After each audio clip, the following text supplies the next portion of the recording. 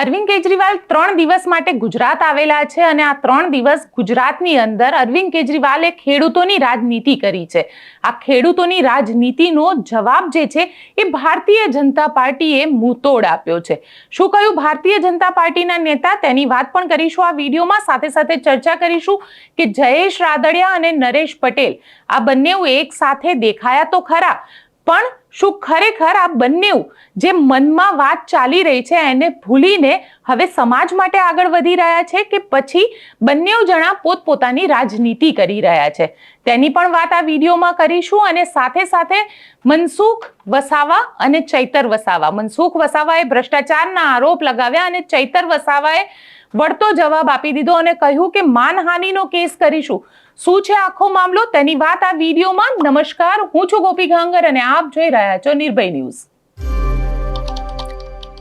અરવિંદ કેજરીવાલ અત્યારે ગુજરાતમાં આવેલા છે. એક તરફ જ્યાં ગોપાલ ઇટાલિયાને જામનગરમાં જૂતું મારવામાં આવ્યું હતું, તેની વાતથી આગળ વધીને અરવિંદ કેજરીવાલ હવે ખેડૂતોની રાજનીતિ ઉપર આવી ગયા છે. હળદરની અંદર જે રીતે ખેડૂતોની ધરપકડ કરવામાં આવી હતી, લાઠીચાર્જ કરવામાં આવ્યો હતો, એ જ ખેડૂત પરિવાર સાથે હવે રાજકોટમાં અરવિંદ કેજરીવાલ મુલાકાત કરી રહ્યા છે.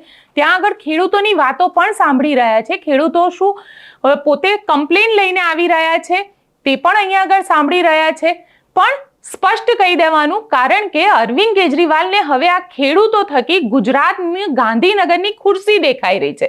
અરવિંદ કેજરીવાલને એવું લાગી રહ્યું છે કે જો ખેડૂતોને અમે લોકો ખુશ કરી દઈશું તો આવનારા 2027ની ચૂંટણીમાં ગાંધીનગર અમારાથી દૂર નહીં હોય.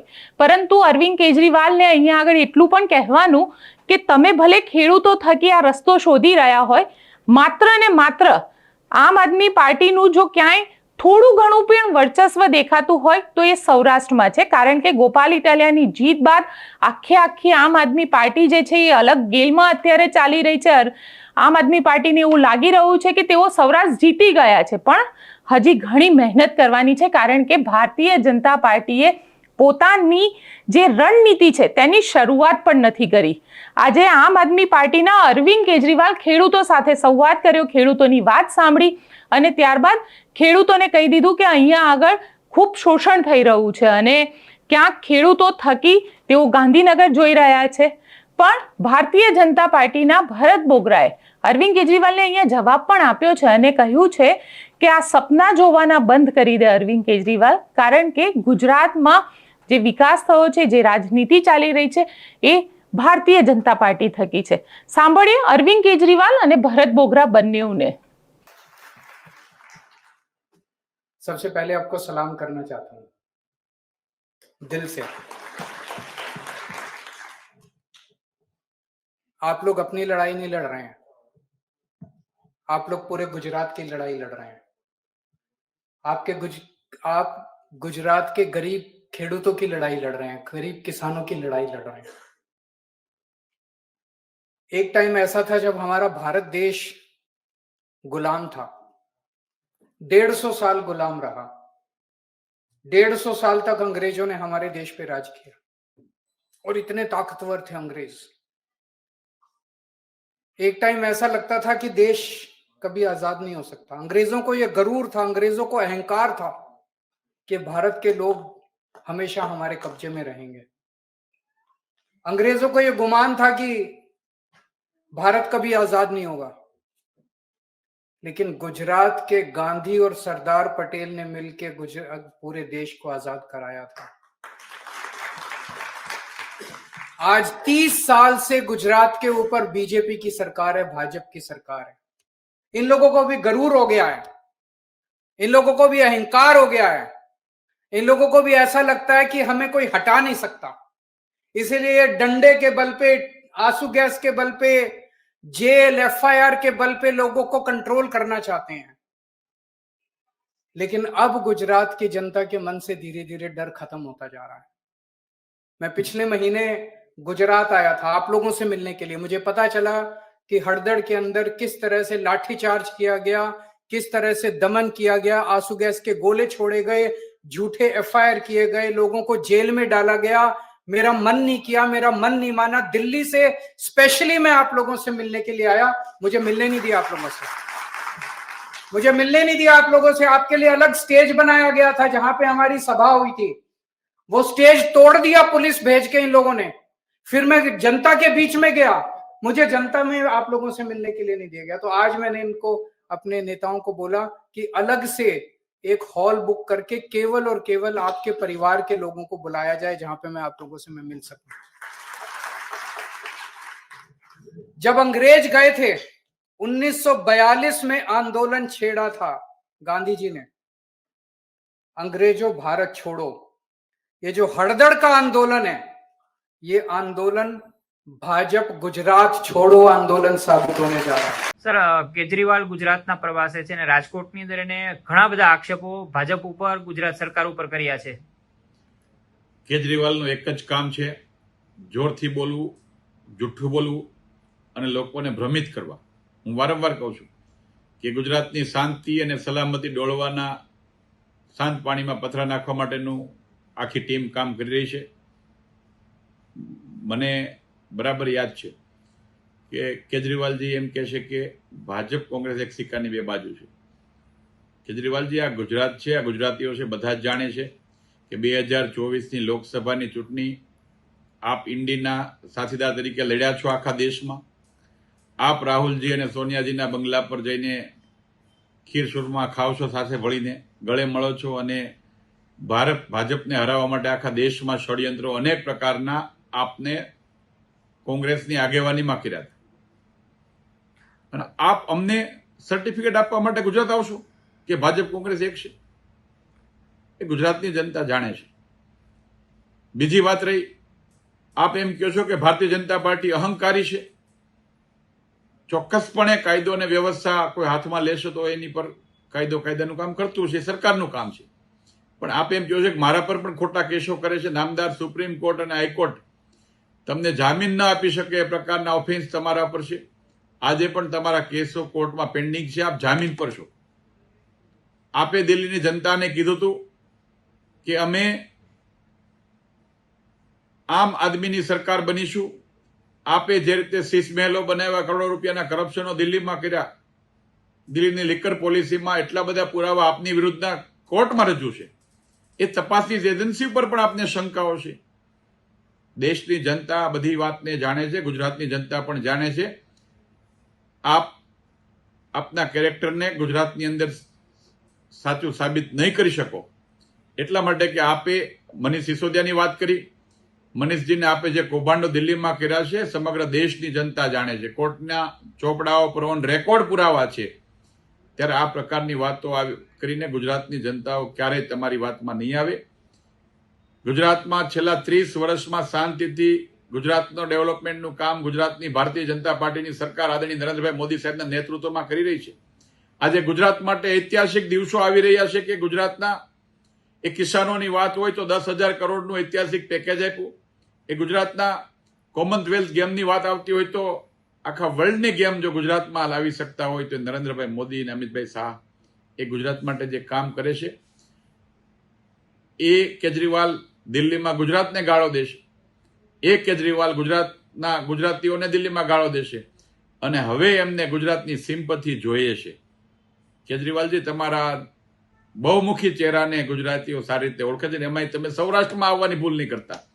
આ સૌરાષ્ટ્રવાસીઓ આવા બહુરૂપીઓને સારી રીતે ઓળખે છે અને તમારા બહુરૂપને તમે દિલ્હી અને પંજાબ પૂરતું સીમિત રાખો, ત્યાં પણ લોકો ઓળખી જાય છે.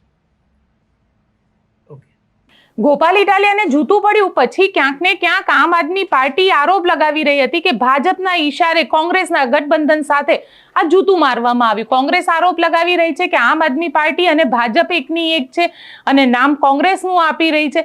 એટલે છેલ્લે હવે સવાલ એ ઊભો થઈ રહ્યો છે કે આજે ભરત બોગરાએ પણ કહી દીધું કે આમ આદમી પાર્ટી અને કોંગ્રેસ આ બંનેનું ખૂબ જૂનું ગઠબંધન છે અને આ ગઠબંધનના કારણે જ તેઓ ગુજરાતની અંદર બંને પક્ષની રાજનીતિ કરી રહ્યા છે. ક્યાંક ને ક્યાંક એ લોકોને હવે 27માં, કારણ કે 30 વર્ષ થઈ ગયા છે ભારતીય જનતા પાર્ટીને, અને 30 વર્ષની અંદર સ્વાભાવિક છે કે એન્ટી ઇન્કમ્બન્સીની અસર પણ હોય અને આ એન્ટી ઇન્કમ્બન્સીની અસરને કઈ રીતે આમ આદમી પાર્ટી અને કોંગ્રેસ પોતાના પક્ષમાં લઈ શકે તેના માટેના બધા જ પ્રયત્ન કરી રહ્યા છે.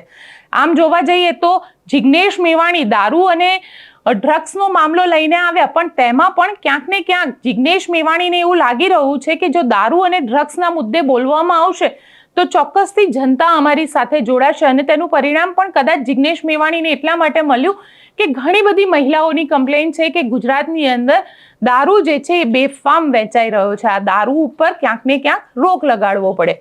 આમ જોવા જઈએ તો ઘણી બધી જગ્યાએ આજે મહેસાણામાંથી પણ લગભગ 60 પેટીથી વધારે દારૂ પકડાયો છે. એટલે કરોડો રૂપિયાનો દારૂ ગુજરાતની અંદર મહિનાની અંદર પકડાતો હશે, પણ તેની વિરુદ્ધમાં કોઈ કાર્યવાહી નથી થતી. એટલે જિગ્નેશ મેવાણીને વધારી ચઢાવીને બોલી રહ્યા છે. પણ જિગ્નેશ મેવાણી જે પણ બોલે છે તેના શબ્દો ખૂબ કઠોર હોય છે, અને આ જે શબ્દ છે એમાં ક્યાંક ભાષાની મર્યાદા પણ ચૂકી જાય છે. આ ભાષાની મર્યાદાની વાત એટલા માટે કરી રહી છું કે એમને જે પ્રધાનમંત્રી વિશે બોલ્યા હતા જિગ્નેશ મેવાણી, તેની અસર આજે જોવા મળી. મોદી સમાજના લોકો જે છે તે લોકોએ આજે વિરોધ પ્રદર્શન કર્યો, અને વિરોધ પ્રદર્શન કરીને અમદાવાદ કલેક્ટરને આવેદનપત્ર આપવા માટે પહોંચી ગયા. અમદાવાદ કલેક્ટરને આવેદનપત્ર આપ્યું અને જિગ્નેશ મેવાણી માફી માંગે તેની માંગ પણ કરી લીધી. તે પણ સાંભળી લઈએ. જયંતિભાઈ મોદી, મુંબઈ પુના મોદી સમાજના પ્રેસિડેન્ટ છું, અને ત્યાં શિવસેનામાં છેલ્લા 35-40 વર્ષથી હું સક્રિય છું. ત્યાં રાષ્ટ્રીય સંગઠિત શિવસેનામાં છું. રાજનીતિ અલગ વસ્તુ છે, પણ મોદી સાહેબ મારા સમાજના છે, મારા ગામના છે, અમારી પવિત્ર ભૂમિના છે. એનું અમને ગૌરવ છે, અમારું અભિમાન છે અને અમારું સ્વાભિમાન છે. આજે પાર્ટીને કોઈ લેવા દેવા નથી, પણ નરેન્દ્રભાઈ મોદી વિશે જે જિગ્નેશ મેવાણીએ, કોંગ્રેસના જે ધારાસભ્ય છે, તેને વડનગરની પવિત્ર ભૂમિની બાજુમાં સુંઢિયા ગામમાં જે નરેન્દ્ર મોદી વિશે જે વાણી વિલાસ કર્યો છે, જે તુચ્છ શબ્દોનો ઉપયોગ કર્યો છે, શબ્દોની મર્યાદા ચૂકી ગયા છે, ભાષાની મર્યાદા ચૂકી ગયા છે, ત્યારે આ શબ્દોનો અને એની ખરાબ ભાષાનો અમે મોદી સમાજના યુવાનો આનો સખત વિરોધ કરીએ છીએ. અને વિરોધ તો કરીએ જ છીએ, પણ એનું ખંડન પણ કરીએ છીએ કે ભવિષ્યમાં જિગ્નેશ મેવાણી આવા શબ્દોનો ઉપયોગ ના કરે અને એની લાઈન ચમકાવવા માટે નરેન્દ્ર મોદીનો ઉપયોગ કરશે તો જનતા એને ક્યારેય માફ નહીં કરે. જનતા છે એના કરતાં ફેંકી દેશે. કારણ નરેન્દ્રભાઈ મોદીનું આજે જે લેવલ છે એમાં જિગ્નેશ મેવાણીનું કોઈ અસ્તિત્વ એની સામે નથી. ઘણા લોકોએ ટ્રાય કરી ચૂકેલા છે, અને નરેન્દ્રભાઈ મોદી જો સંસદમાં લોકસભામાં જેમ બોલતા હોય કે એક અકેલા સબ પે ભારી, તો જિગ્નેશ મેવાણીનું શું આવે? એના આકાઓ જે મુંબઈમાં દિલ્હીમાં જે છે એ લોકો પણ નરેન્દ્ર મોદી સરેન્ડર થઈ ગયા છે. તો જિગ્નેશ મેવાણી એક ધારાસભ્ય આજે સુંઢિયા ગામમાં જે આવો વાણી વિલાસ કરે છે તેનું અમે જાહેરમાં ખંડન કરીએ છીએ, અને જાહેરમાં એ લોકો માફી માગે એવો પણ એક આગ્રહ કરીએ છીએ.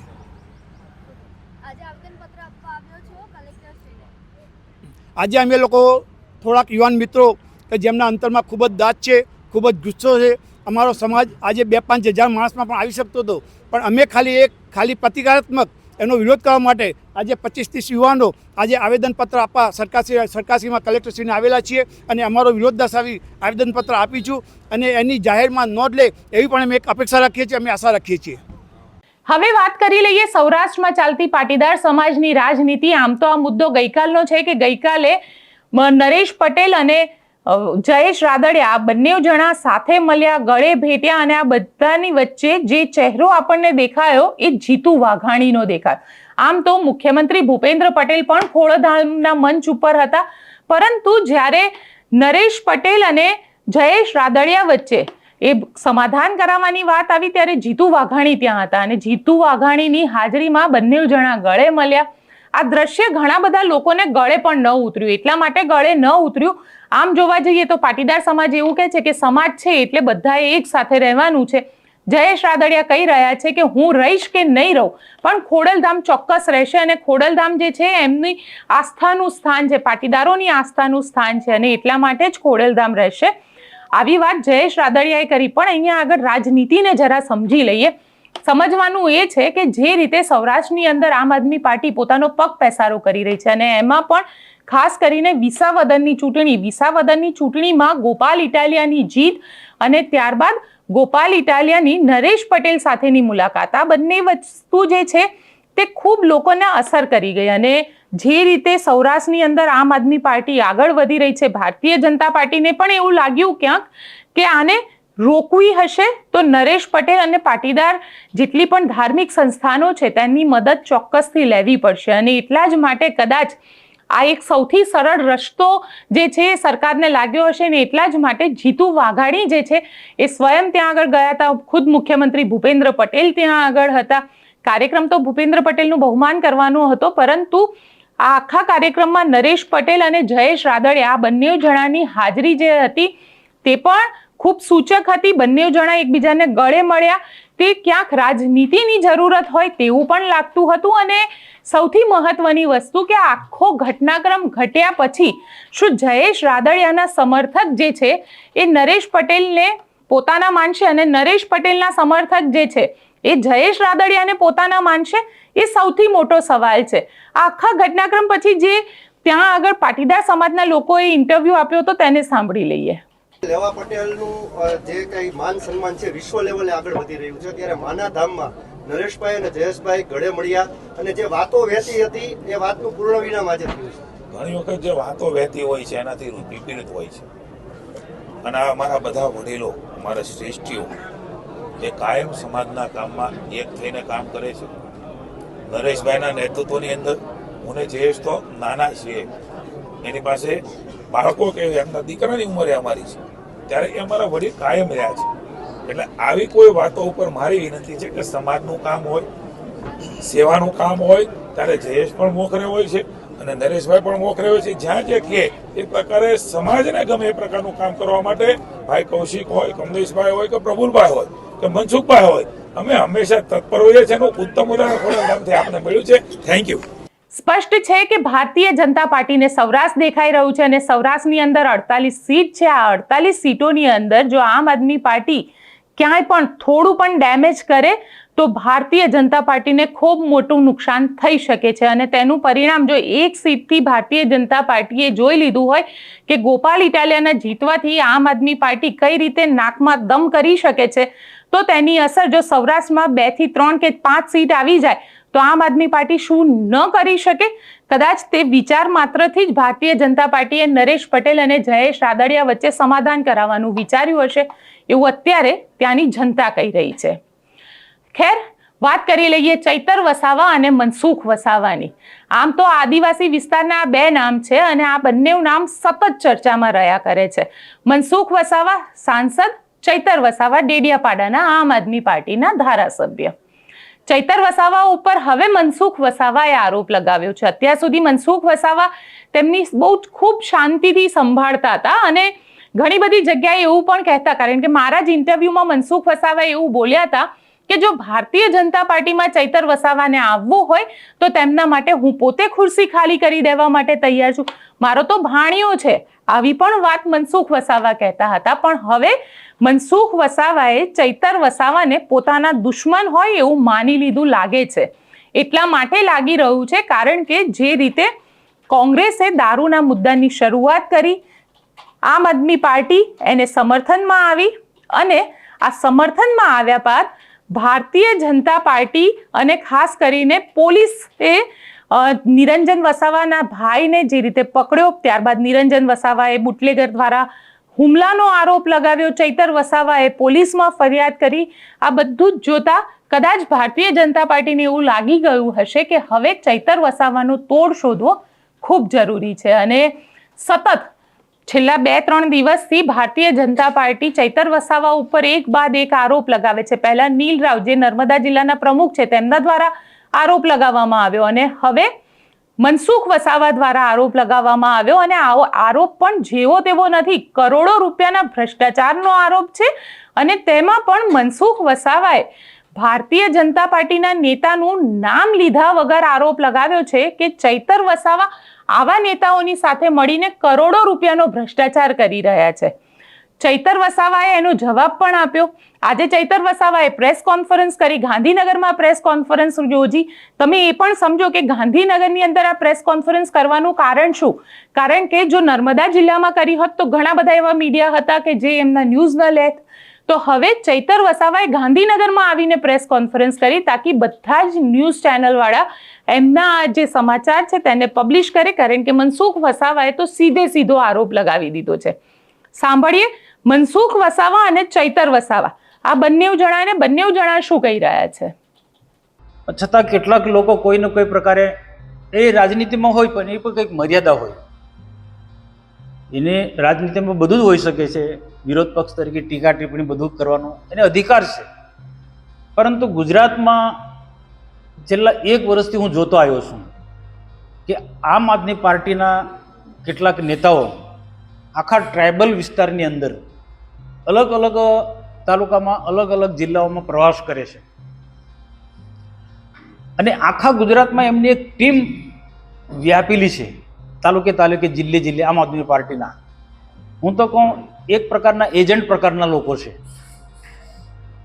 આ લોકો આમ આદમી પાર્ટીના નેતાઓને કયા તાલુકામાં કયા જિલ્લામાં વિકાસના કામોમાં કંઈક ને કંઈક નાની મોટી ગરબડ થઈ હોય, લાખો રૂપિયાના કામો થવાના હોય તો હું સ્પષ્ટ માનું છું કે થોડી દોડ કંઈક ને કંઈક ક્ષતિ હોય છે. તો એક ક્ષતિ રહી હોય, કંઈક ભૂલ હોય, કર્મચારી અધિકારી ભૂલ કરીને એની યોગ્ય દિશામાં યોગ્ય રીતના તપાસ માંગવી જોઈએ. પરંતુ આખા ટ્રાઇબલ પોકેટની અંદર, ટ્રાઇબલ બધા જ જિલ્લાની અંદર આવા કોઈક ને કોઈક વિકાસના કામો થયા હોય, એમાં રોડ રસ્તાના હોય કે પછી જંગલ ખાતાને લગતા હોય કે પછી મનરેગાને હોય કે કોઈ પણ પ્રકારના કામો, કેટલાક ઉદ્યોગો આજે ગુજરાતમાં ખૂબ સારી રીતના ચાલે છે અને લાખો લોકોને રોજગારી આપે છે. તો એ ઉદ્યોગો ચાલે, એમાં ઉદ્યોગનો કંઈક ને કંઈક ક્ષતિ રહી હોય, કંઈક હોય, ભૂલ થઈ હોય, તો તેમાં પણ ઉદ્યોગોમાં પણ આ જે એક ટીમ છે આમ આદમી પાર્ટીના નેતાઓની, ને ટ્રાઇબલ વિસ્તારમાં ખાસ એવા નેતાનો પ્રવાસ હોય છે. હવે પ્રવાસ કરે ત્યાં સુધી એમને કોઈ વાંધો નથી, પણ સરકાર પર, સરકારના મંત્રીઓ પર, અમારા જેવા નેતાઓ પર ચોર સાહુકારને દંડે તે રીતના એમની આખી કાર્ય પદ્ધતિ છે. પરંતુ આ જે નેતાઓ શું કરે છે કે એક કામને તપાસ માંગે, જિલ્લા સંકલનની મિટિંગમાં પણ તપાસ માંગે, સરકારમાં પણ તપાસ માંગે, ને તપાસ માંગ્યા પછી થોડાક હાઇલાઇટ પણ કરે સોશિયલ મીડિયામાં કે મીડિયા દ્વારા ગમે રીતના કે આ તપાસ ફલાણે માંગી. ગઈકાલે અમારા પર આક્ષેપો કર્યા છે, નામ અમારા લેવાની એમને હિંમત નથી. અને અમે તો કહીએ છીએ, અમે જાહેર જીવનમાં જવાબદાર પાર્ટીના ધારાસભ્ય છે. અગર તમે અમારા પર આક્ષેપ કરો છો, તમે પોતે સાંસદ તરીકે કરો છો, તો તમારી પાસે પૂરતા પુરાવા હોવા જોઈએ. અગર તમારી પાસે પૂરતા પુરાવા નથી તો તમે આનો ખુલાસો આપો, નહીં તો અમે તમારા પર માનહાનિનો કેસ કરીશું. અને અમે માનીશું કે તમે અમારા નામથી તમને ખૂબ જ તકલીફ છે અને તમે માનસિક વિકૃતિના ભોગ બનેલા છો. અવારનવાર આવા નિવેદનો કરો છો. થોડા દિવસ પહેલા તમે નિવેદન કર્યું હતું કે ચૈતર વસાવા અને દર્શનાબેન દેશમુખ બંને એકબીજાને સમાંતર સપોર્ટ કરે છે અને આ કામ કરે છે. એમણે બીજું નિવેદન એવું કીધું હતું કે ચૈતરભાઈ વસાવા અને જિગ્નેશભાઈ મેવાણી એ પાલતુ કૂતરાઓ છે. ત્રીજું હમણાં એમણે આ નિવેદન કર્યું કે ચૈતરભાઈ વસાવા, એમની ટીમ આખા ટ્રાઇબલ વિસ્તારમાં તોડપાણી કરે છે, આ કરે છે. તો ભાઈ તમે આવા નિવેદનો કરો છો. હમણાં તમે 2 દિવસ પહેલા એવું કીધું કે ચૈતર વસાવાનું આખું ફંડ વિદેશમાંથી આવે છે. તો હું સાંસદને કહેવા માંગુ છું, તમે 7 ટર્મના સાંસદ છો, 30 વર્ષથી ગુજરાતમાં તમારી સરકાર છે, કેન્દ્રમાં તમારી સરકાર છે, પોલીસ તમારી છે, અધિકારીઓ તમારા છે. તમારા પર કોઈ પુરાવા હોય તો અમારા પર કાર્યવાહી કરાવો, અને તમારા પર પુરાવા નહીં હશે તો અમે ટૂંક સમયમાં તમારા પર કાર્યવાહી કરવાના છે. અને તમે માનસિક મનોરોગના બીમાર છો એવું અમને લાગે છે. અને જો તમે પુરાવા નહીં રજૂ કરશો તો અમે માનીશું કે તમે મનોવિકૃતિથી પીડાવશો, તમારે મનોચિકિત્સકની સારવાર લેવાની જરૂર છે એવું અમે માનીશું. દારૂના કેસમાં એક ફરિયાદ થઈ છે, એમાં આમ આદમી પાર્ટીના પ્રમુખનો પણ કંઈક વિષય આવી રહ્યો છે, એમાં શું છે? 2 દિવસ પહેલા, અગાઉ 4 દિવસ પહેલા નર્મદા જિલ્લાના પ્રમુખ નિરંજનભાઈ વસાવાએ કેટલાક બુટલેગરોના નામજોગ મીડિયા પ્રેસ વાર્તા કરી હતી. અને 2 દિવસ પહેલા એને લઈને રાજપીપળા શહેરમાં આમ આદમી પાર્ટીના જિલ્લા પ્રમુખ નિરંજનભાઈની ગાડીઓને આતરીને એમના પર બુટલેગર દ્વારા જાનલેવા હુમલો થયો. તેની પણ એફઆઈઆર 2 દિવસ પહેલા થઈ છે. ગત રોજ રાત્રે 8:30 વાગે પણ નિરંજનભાઈ ચિત્રોલાની નજીક મયાસી ગામમાં સભા કરીને રિટર્ન આવતા હતા, ત્યારે પણ રાજપીપળાના ભાજપ પ્રેરિત બુટલેગરોએ એમનો ઘેરો ઘાલીને એમના પર પથ્થરમારો અને જીવલેણ હથિયારોથી હુમલા કર્યા છે, જેને અમે સખત શબ્દોમાં વખોડી કાઢીએ છીએ. આ ગાંધી અને સરદારના ગુજરાતમાં અમે જ્યારે દારૂ બંધી ની અમલવારી થાય એની વાત કરીએ. અમે જ્યારે ડ્રગ્સની સામે લડીએ ત્યારે ભારતીય જનતા પાર્ટી અને એમની પોલીસ બુટલેગરોને, ડ્રગ પેડલરોને ઉશ્કેરે છે, પ્રોત્સાહન આપે છે અને એવા લોકો અમારા નેતાઓ પર હુમલો કરે છે એ અમે ચલાવવાના નથી. અમારી કમિટી આજે ત્યાંના એસપી સાહેબને મળવા જશે. એની યોગ્ય કાર્યવાહી થાય એ અમારી માંગણી છે. અગર કાર્યવાહી નહીં થશે તો આવનારા દિવસોમાં નર્મદા જિલ્લામાં અમારો બુટલેગરો અને ડ્રગ પેડલરો વિરુદ્ધમાં મોટી અમે કાર્યવાહી કરવાના છે. કોઈ નિરંજનભાઈ વસાવા પર આક્ષેપ કરે કે ચૈતર વસાવા પર આક્ષેપ કરે કે અમારી સાથેના લોકો 2 નંબરના ધંધા સાથે જોડાયેલા છે, તો એવા નેતાઓને અમે કહેવા માંગીએ છીએ, ગુજરાતમાં તમારી સરકાર છે, તમારી પોલીસ છે અને કોઈ પણ અમારી સાથે દેખાતા લોકો તમને આવી પ્રવૃત્તિ સાથે જોડાયેલા મળશે, તમે એમના પર કાર્યવાહી કરો, એમને પાસા કરાવો, તડીપાર કરાવો, ત્યાં સુધીનો અમારો સહકાર રહેશે. ચૈતર વસાવા આમ આદમી પાર્ટી દારૂ અને ડ્રગ્સ મુદ્દે સડકથી લઈને સદન સુધી લડવાની છે અને અમે ક્યાંય ડ્રગ પેડલરો કે બુટલેગરો સાથે થી અમે ડરવાના નથી. અમારી લડાઈ ચાલુ રહેવાની છે. સ્પષ્ટ છે કે ચૈતર વસાવા અહીંયા મનસુખ વસાવાને જવાબ આપી રહ્યા છે. ખેર, ત્યાંની જનતા ખૂબ સારી રીતે જાણે છે અને ડેડિયાપાડાના લોકો તો ખૂબ સારી રીતે જાણે છે કે મનસુખ વસાવા અને ચૈતર વસાવા બંને શું કરી રહ્યા છે. તેમની સાથે નિરંજન વસાવા છે, તે નિરંજન વસાવા પણ શું કામ કરી રહ્યા છે, આ બધું જ ત્યાંની જનતા સારી રીતે જાણે છે. આમ તો ચૈતર વસાવાએ એવો પણ દાવો કર્યો છે કે મનસુખ વસાવા જે બોલ્યા છે તેના માટે માફી માંગે ને તો તેઓ માનહાનિનો કેસ પણ કરશે. હવે જોવાનું દિલચસ્પ રહેશે કે મનસુખ વસાવા ચૈતર વસાવાના આરોપોનો કઈ રીતે જવાબ આપે છે ને શું જવાબ આપે છે. આપ શું માનો છો? ચૈતર વસાવાના આરોપોનો મનસુખ વસાવા શું જવાબ આપશે? કારણ કે મનસુખ વસાવાએ તો આરોપ લગાવી દીધા, ચૈતર વસાવાએ જવાબ આપી દીધા. હવે ચૈતર વસાવા મનસુખ વસાવા ઉપર નવા આરોપ લગાવી રહ્યા. આ બધામાં રાજનીતિ ચાલતી રહેશે. પણ ખેર, આપ શું માનો છો મને કોમેન્ટ બોક્સમાં ચોક્કસથી લખીને જણાવજો અને અમારી ચેનલ નિર્ભય ન્યૂઝને લાઇક, શેર અને સબસ્ક્રાઇબ કરવાનું ભૂલશો નહીં. આભાર.